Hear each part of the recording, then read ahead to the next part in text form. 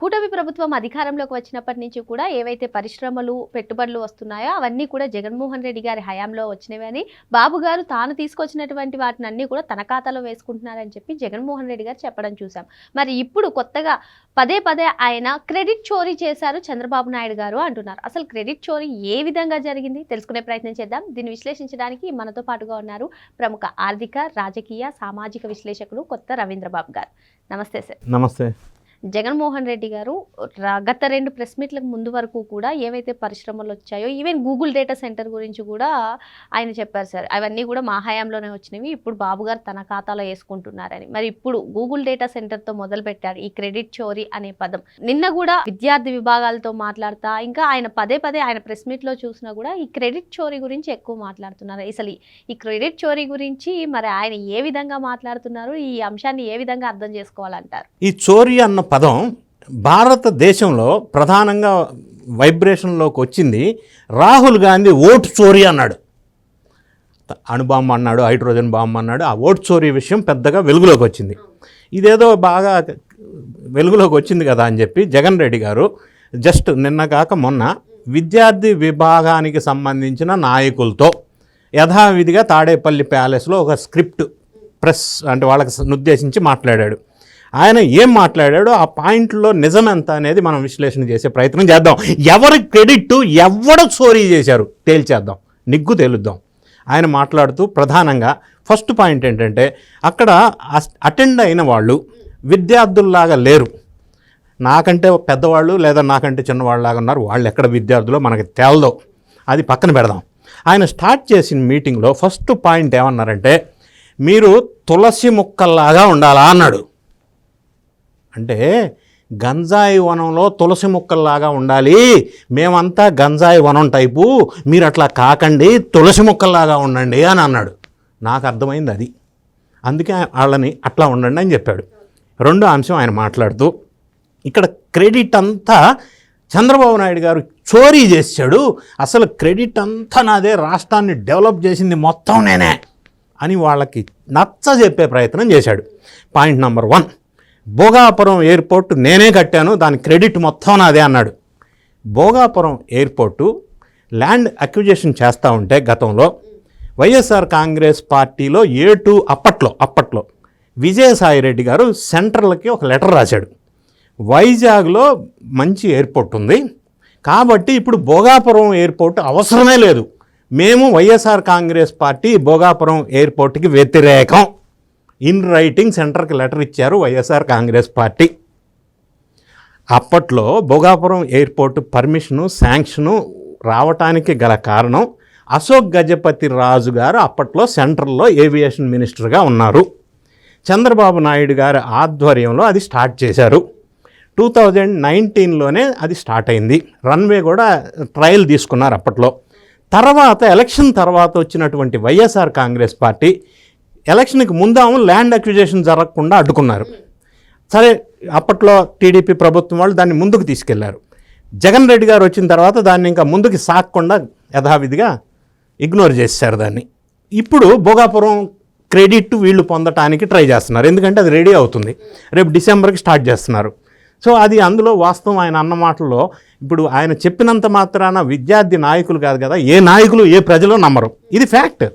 ఇంకొక అంశం ఆయన మాట్లాడుతూ ఈ data centre Google data centre మొత్తం క్రెడిట్ నాదే అన్నాడు.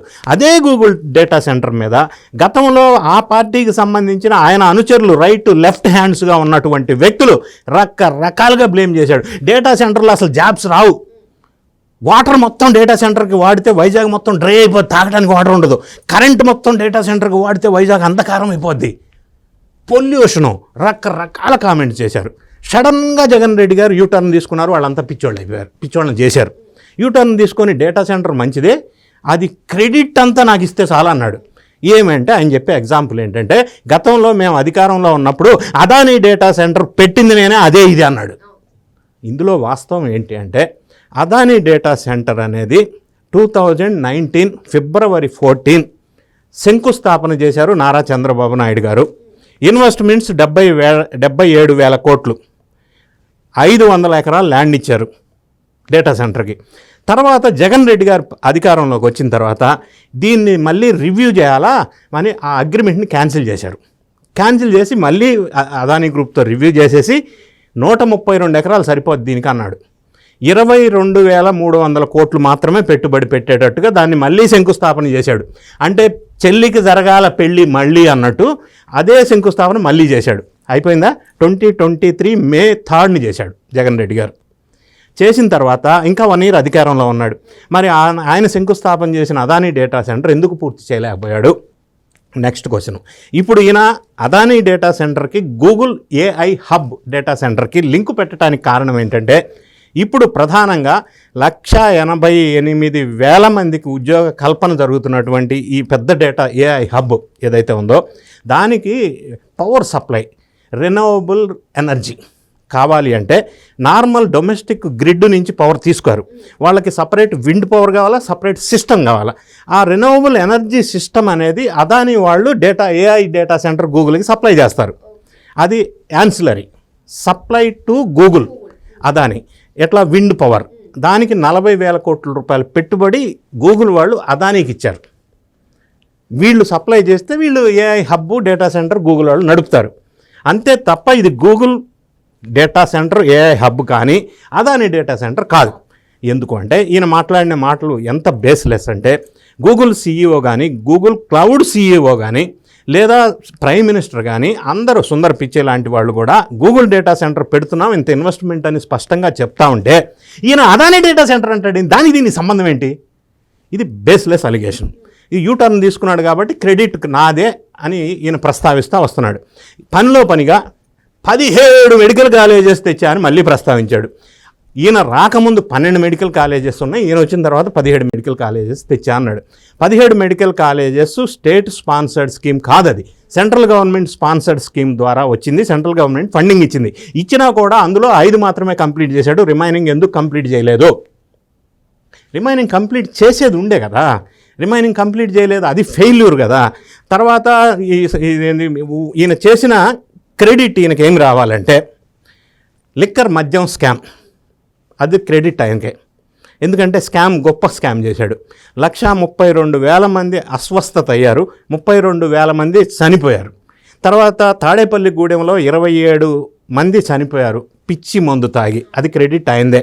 అంతేకాకుండా ఈ గవర్నమెంట్ ఆఫీసెస్, స్కూల్స్ అన్నిట్లో కూడా వైఎస్ఆర్ కాంగ్రెస్ పార్టీ కలర్స్ వేసాడు బిల్డింగ్స్కి. 3,500 కోట్లు పెట్టి కోర్టు అక్షంతలేసి కలర్లు మళ్ళీ తీసేయమంది, దానికి మళ్ళీ 2,000 కోట్లు పెట్టారు. తర్వాత రీసర్వే చేసి రైతులకి భూములు ఏదైతే ఉంటాయో దాంట్లో జగన్ రెడ్డి గారి ఫోటో పెట్టినటువంటి ఈ బండలు బాతారు. అంతటితో ఆకుండా రైతు పాసు పుస్తకాల మీద జగన్ రెడ్డి గారి ఫోటో వేశారు. భూమి నాది, ఆయన నా బుక్ మీద ఫోటో వేయటం ఏంటి, భూమిలో బాతిన బండల మీద ఆయన ఫోటో పెట్టడం ఏంటి, దానికి 750 కోట్లు ఖర్చు పెట్టారు. సో ఇటువంటి అన్నీ కూడా అంగన్వాడీలో పిల్లలకి ఇచ్చే కోడిగుడ్లు చెక్కీల్లో 70 కోట్లు స్కామ్ చేసేసారు. ఇసుక దందా చేశారు, ఇటుక దందా చేశారు, మైన్స్ దందా చేశారు, మినరల్ దందా చేశారు. ఎక్కడ పడితే అక్కడ అక్రమాలు, అన్యాయాలు చేయటంలో వీళ్ళు సక్సెస్ అయ్యారు. అంటే ఆ క్రెడిట్ మొత్తం వీళ్ళదే, ఖచ్చితంగా వీళ్ళదే. అంతే తప్ప ఈ డెవలప్మెంట్ విషయంకి వచ్చేసరికి ఆయన చెప్పింది ఏంటంటే ఆయన ఉన్నప్పుడు ఉద్యోగ అవకాశాలు కల్పించాను అని చెప్పాడు. ఏం ఉద్యోగాలయ్యా అని పరిశీలిస్తే ఏది వాలంటీర్స్ కింద 3 లక్షల మందికి ఉద్యోగాలు ఇచ్చాడు, నెలకి 5,000 రూపాయలు. అదే ఆ ఉద్యోగ ఉపాధి అవకాశాలు కల్పించటం అంటే అది కాదు కదా, అది క్రెడిట్ అయిందే. మరి అది 5,000 రూపాయలకి బీటెక్ చదివిన వాళ్ళంతా కూడా ఓళ్ళల్లో వాలంటీర్ ఉద్యోగం చేసి భవిష్యత్తు అంధకారం అయిపోయి దేనికి పనికి రాకుండా చేశాడు. మరి ఇప్పుడు ప్రస్తుతం మరి వీళ్ళు చేస్తుంది ఏంటి? ఇప్పటివరకు ల్యాండ్ అయిన ఇన్వెస్ట్మెంట్సే 7.68 lakh crores, 10 lakh crores already MOA చేసుకున్నారు. ఇది కదా ఉద్యోగ ఉపాధి అవకాశాలు అంటే. AI హబ్ కానీ, క్వాంటమ్ వ్యాలీ కానీ, డెవలప్మెంట్ కానీ, వెల్ఫేర్ స్కీమ్స్ కానీ ఈ విధంగా ముందుకెళ్తా ఉన్నారు. ఇంకొక ప్రస్తావన తీసుకొచ్చి రైతులకు ఎంతో మేలు చేశాము, ఆ క్రెడిట్ కూడా నాదే అన్నాడు. కౌలు రైతులకి ఈయన అన్నదాత సుఖీభవ లేదా రైతు భరోసా ఆయన ఇచ్చింది 1.43 lakhs మందికి, కౌలు రైతులకి. ఇప్పటి వరకు కూటమి ప్రభుత్వం వాళ్ళు ఇచ్చింది 9.43 lakh కౌలు రైతులకి 20,000 చొప్పున అన్నదాత సుఖీభవ అమౌంట్ ఇచ్చారు. సో రైతులు క్రెడిట్ కూడా నాదే అని ఏం చెప్తుంటే వాస్తవం ఇలా ఉంటే ఎక్కడ క్రెడిట్ ఈయనకి ఇవ్వాలో అక్కడ ఇచ్చారు జనం. ఆల్రెడీ ఇచ్చారు. అందుకే 151లో మధ్యలో 5 తీసేసి 11కి పరిమితం చేశారు. అంతే తప్ప ఈ డెవలప్మెంట్ అన్నిట్లో క్రెడిట్ నాదే అని చెప్పుకోవటం అనేది వాస్తవం ఎంత మాత్రం లేదు. అంటే ఆయన చెప్పినంత మాత్రాన అక్కడ అటెండ్ అయిన వాళ్ళు విద్యార్థి నాయకుల, లేదా ఇది ఆయన ప్రెస్ మీట్ చూసిన వాళ్ళు ఎవరు కూడా నమ్మే పరిస్థితి ఎక్కడుంది? ఎక్కడా లేదు కదా నమ్మే పరిస్థితి. మరి ఇదండి క్రెడిట్ చోరీ అంటే. మరో అంశంతో మళ్ళీ కలుద్దాం. Thank you sir. Thank you.